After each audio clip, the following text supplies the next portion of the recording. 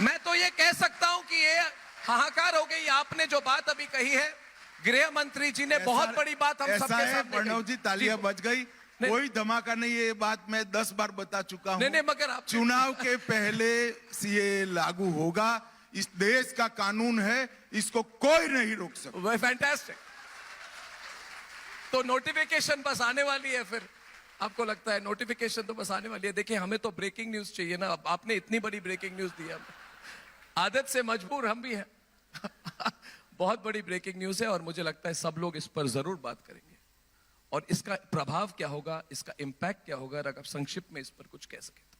देखिए, सीए कानून कोई नई बात नहीं है जी। कांग्रेस पार्टी कई चीजों को भूल गई है। मत बैंक की लालच में, वोट बैंक की लालच में कई चीजें भूल गई है। जैसे यूसीसी, जी, संविधान सभा का वादा था। इसी तरह से जब देश का दुर्भाग्यपूर्ण तरीके से धर्म के आधार पर विभाजन हुआ, तब पाकिस्तान और अब के बांग्लादेश से लाखों की संख्या में हिंदू, बौद्ध, सिख शरणार्थी आ रहे थे और मार काट हो रही थी। कांग्रेस के ही नेताओं ने, देश के नेताओं ने एक वादा किया था, आप धैर्य रखिए, आप कभी भी यहां आएंगे, आपको ये देश स्वीकार करेगा, आपको नागरिकता देगा। इस वादे पर सभी लोग वहां रहे जी।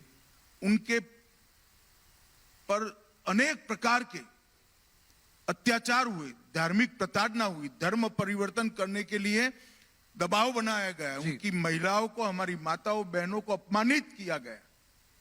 वो लोग बदलने के लिए भारत की शरण में आए और अगर आज भारत अपने वो वादे को जो 15 अगस्त 1947 में किया गया है उसको याद नहीं करता है तो वो ठीक नहीं होगा। करोड़ों लोग इस देश के अंदर नागरिकता के बगैर रह रहे हैं, जो वहां से प्रताड़ित। मुझे कोई बता सकता है, ममता बनर्जी बता सकती है कि वो कहां जाए, कहां जाएंगे वो लोग? वहां उनकी सुरक्षा नहीं है, उनकी महिलाओं को अपमानित किया जा रहा है, हमारी माताओं बहनों को अपमानित किया जा रहा है, धर्म परिवर्तन करने के लिए मजबूर किया जा रहा है। हम भी शरण न दे जी, हम भी उनका स्वागत न करें। भारत में स्वागत है, भारत उनको नागरिकता की भी देगा और मेरे आपके जितना अधिकार भी देगा और स्वागत करेगा। ऐसे भी हैं जिन्होंने अपने रूल्स को चेंज करके सीबीआई को नहीं घुसने दिया। यह बहुत सीरियस मामला है और अगर यह झगड़ा और बढ़ जाए तो इसके बहुत इंप्लीकेशंस हो सकते हैं। तो आप इसको कैसे रोकेंगे? आप पत्रकार हो, आपको लगता है कि ये समस्या बहुत बड़ी हो जाएगी, देश गंभीर संकट में आ जाएगा? मुझे कोई डर नहीं है। डेमोक्रेसी में हर चीज का जवाब जनता दे देती है, जनता सब देखती है। अगर बंगाल में किसी के घर से 52 करोड़ रुपया इकट्ठा मिल जाता है, झारखंड में किसी के घर से 355 करोड़ रुपया कैश मिल जाती है, 25 मनी मशीन कैश गिनते गिनते गर्म हो जाते हैं और ये कहते हैं हम पर एक्शन न लो। क्या कह रहे हैं? मैं आपको बताना चाहता हूं कि यूपीए सरकार के खिलाफ 40 केस सिर्फ यूपीए को रजिस्टर करने पड़े। हम ऑपोजिशन में थे, संसद में मामले उठाते थे, पीआई लगाते थे, कोर्ट ऑर्डर करती थी, उनको जांच करनी पड़ती थी। उस वक्त तो आप ही सत्ता में थे भाई। और आज देश में अदालतें हैं, अगर किसी को अन्याय हो रहा है तो अदालत में जाइए, अदालत सुनेगी आपको। मगर वास्तविकता यह है कि 12 लाख करोड़ के घपले घोटाले कर कर अपने घर भर कर बैठे हुए लोग जांच से डरते हैं और इसीलिए ये हवा खड़ा करते हैं एजेंसियों का।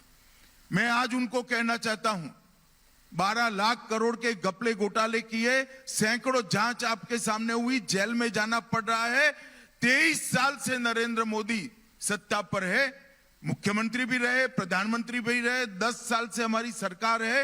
एक चार आने का भी आरोप नरेंद्र मोदी पर हमारे विरोधी भी नहीं लगा पाए। हमने पारदर्शिता से शासन किया है। और मैं आज फिर से एक बार कहना चाहता हूं विपक्ष के मित्रों को, आपके खोखले प्रचार के साथ जनता आने वाली नहीं है।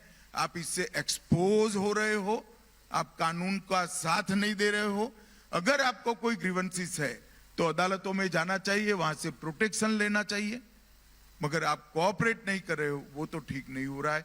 मैं किसी व्यक्ति के बारे में नहीं कह रहा हूं। जहां तक संदेश खाली का सवाल है, मैं मानता हूं संदेश खाली की घटनाओं ने बंगाल के शासन को 100% एक्सपोज कर कर रख दिया है। एक महिला मुख्यमंत्री के राज्य में जिस तरह से धर्म के आधार पर महिलाओं का शोषण हुआ है, वो सहन ही नहीं किया जा सकता। हम इसके खिलाफ लड़ेंगे, एड़ी चोटी का जोर लगाकर लड़ेंगे और बंगाल में हम परिवर्तन कर रहेंगे। आपने संदेश खाली पे जो कहा, इसके लिए बहुत बहुत धन्यवाद अमित शाह जी। सब लोग सुनना भी चाहते थे और आज आपकी जो मैसेज है बहुत क्लियरली जा चुकी है। मैं आपको कहना चाहूंगा कि संदेश खाली के महिलाओं के साथ जिस तरह का अत्याचार हुआ है, और ये अब नहीं, 1-2 महीने से नहीं, ये कई सालों से चल रहा है। और जब हमारी टीम भी वहां गई तो हमारे रिपोर्टर भी अरेस्ट हो गए और रिपब्लिक बांग्ला ने जब सच दिखाया तो हमको भी कुचलने की कोशिश की गई थी। मगर आपने जो आज मैसेज दिया है बहुत बड़ी बात है। बंगाल की परिस्थिति पर मैं चाहता हूं थोड़ा और आप बताएं, आप बंगाल की लॉ एंड ऑर्डर सिचुएशन पर संदेश खाली नहीं, इसको आप कैसे देखते हैं? हर दिन ऐसे न्यूज में इस तरह की घटनाएं आ रही हैं आजकल। देखिए, बंगाल एक बॉर्डर स्टेट है।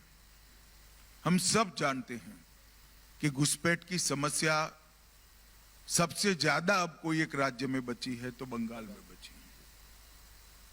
और मैं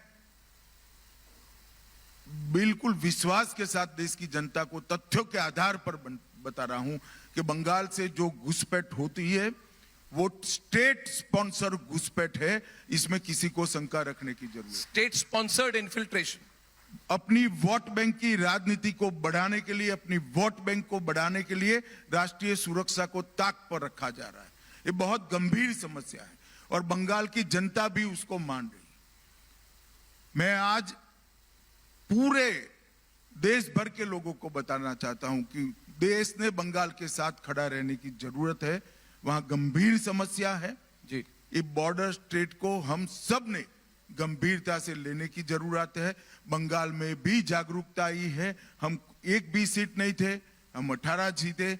इस बार हम 25 का आंकड़ा पार कर कर पूर्णता की ओर आगे बढ़ रहे हैं। हमारे 2 एमएलए थे, 77 बने हैं। मजबूत विपक्ष के रूप में हमारी भूमिका अदा कर रहे हैं। बंगाल में जो शासन है वो भ्रष्टाचारी है। बंगाल में जो शासन है वो धर्म के आधार पर एपीसमेंट करने वाला शासन है। बंगाल में जो शासन है वो न्यायी शासन है। देश की सुरक्षा के लिए बहुत जरूरी है कि वहां परिवर्तन हो और भारतीय जनता पार्टी वहां संघर्ष कर रही है। मैं बंगाल की जनता को भी विनती करने आया हूं कि आप हमारा समर्थन करिए। मोदी जी के नेतृत्व में बड़ी मजबूत प्रतिनिधित्व बंगाल से एक बार भेजिए। हम बंगाल को फिर से सोनार बांग्ला बनाना चाहते हैं, उसमें आपका साथ और साथ जी। ये बहुत बड़ी बात कही है आपने। 2 हेडलाइन तो है। पहली बात उन्होंने कही कि सरकार की, राज्य सरकार की स्टेट स्पॉन्सर्ड इन्फिल्ट्रेशन है। ये बहुत बड़ी बात है क्योंकि हर बार स्टेट गवर्नमेंट कहती है कि बीएसएफ का दोष है। और दूसरी बड़ी बात आज आपने कही कि 18 नहीं 25 से ज्यादा, 42 में से out of 42 more than 25 seats he says is going to be the target for the BJP in Bengal. That's a big headline. Amit Shah ji, Ram Mandir, धारा 370 और अब uniform civil code, 1 nation 1 law, ये ऐसा मुद्दा है अमित शाह जी, जब भी हम कोई हमारे नेटवर्क पे इस पर बात करते हैं हर बार मिनटों के अंदर ये सब्जेक्ट ट्रेंड करता है। यानी कि बहुत मास सपोर्ट है। आप इधर ही हमारे ऑडियंस को पूछ ले, यूनिफॉर्म सिविल कोड के लिए टाइडल वेव ऑफ सपोर्ट है।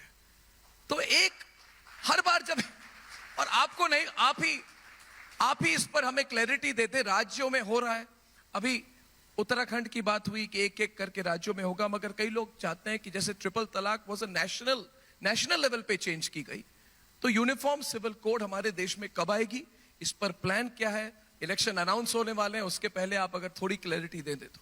दुर्भाग्यपूर्ण बात है कि यूनिफॉर्म सिविल कोड को जी धर्म के साथ जोड़कर दिखा गया है।